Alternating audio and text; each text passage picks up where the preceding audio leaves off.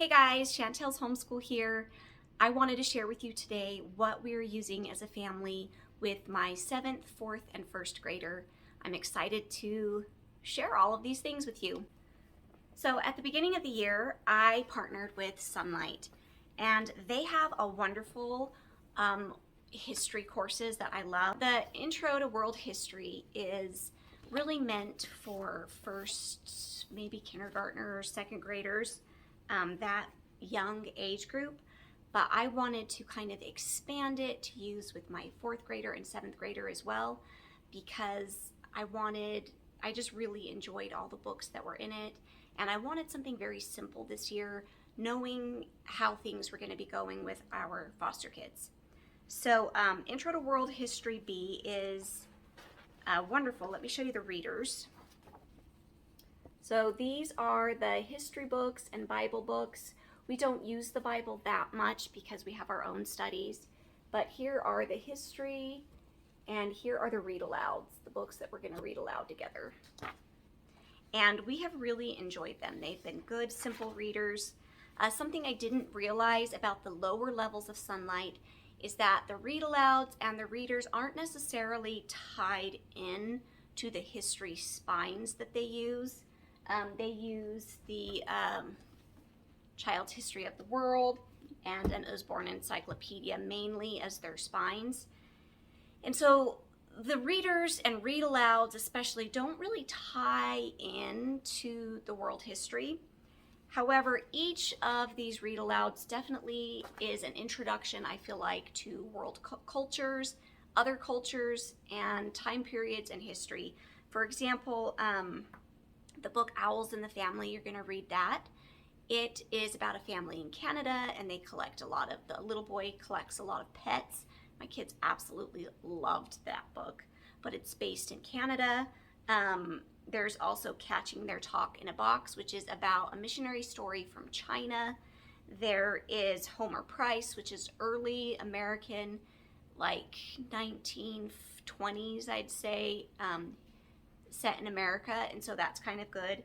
And then there's Detective in Togas, which is Roman history. So you kind of get a lot of different cultures. There's even a book or two about an African American family, not slavery, but just an African American family and maybe kind of what their culture is like.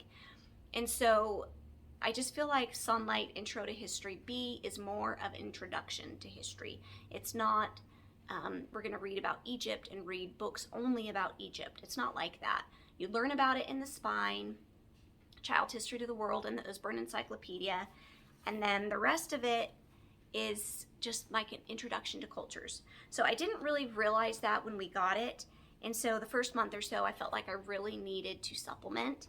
Now that we've been using it for quite a while, I'm realizing how it works, and that it's actually working beautifully. My kids really do love it, and they enjoy it, and they keep asking when we're going to be reading the different books that we're reading, because they use quite a few of the different books. So that is one thing we are doing for our history as a family. So some of the other things we're using is we are listening to Story of the World.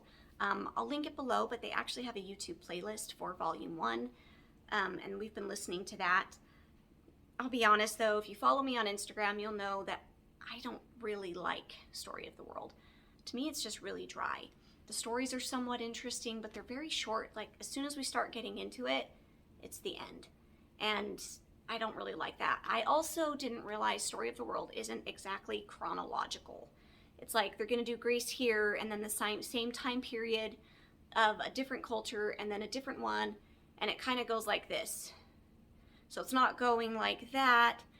Anyways, it's actually been kind of confusing. So we're not going to use it next year. I don't like it that much. The kids are enjoying it, but I'm not, so we're going to do something else.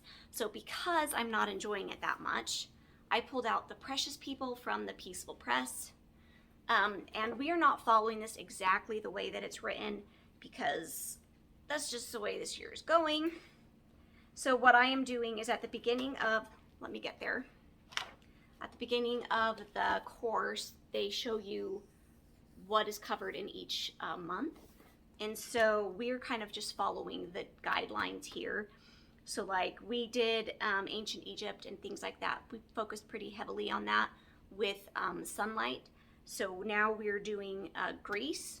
We'll do Greece, and then we'll do Rome. We'll do Asian and African culture, Latin America, India. And then if we have time, we'll jump back into the missionaries like St. Augustine, St. Patrick, things like that.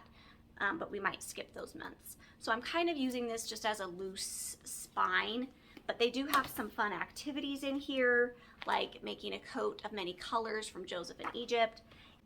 The thing that I really like is the book suggestions here. There's free reading suggestions, there's picture books, and then there's some older kid books. And so I'm using that to kind of help round out the history readings for my 7th grader, and if my 4th grader needs some more reading, we've been using this as well. So I'm kind of using the Precious People.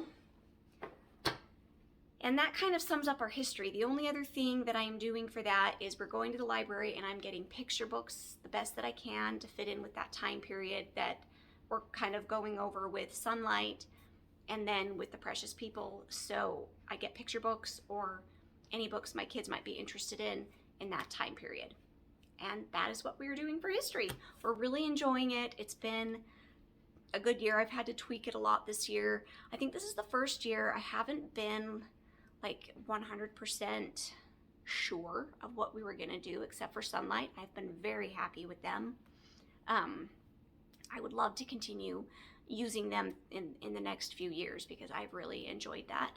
But other than sunlight, it's kind of been iffy. And if you watched my video a while ago, I really wasn't sure if we were gonna be, I didn't know we were gonna be homeschooling my 7th grader. And so that really kind of threw me for a loop, and I've had to add some things to it. Like I mentioned in that other video and this one, the sunlight is really meant for, first kindergarten through 2nd grade. It's not really meant for a 7th grader. I was stretching it for my 4th grader and it was fine, but for her we needed just a little bit more. I hope you enjoyed kind of seeing what we're using and me kind of sharing about it. Like and subscribe if you want to see some more videos. I'm hoping to share our family science next. Bye.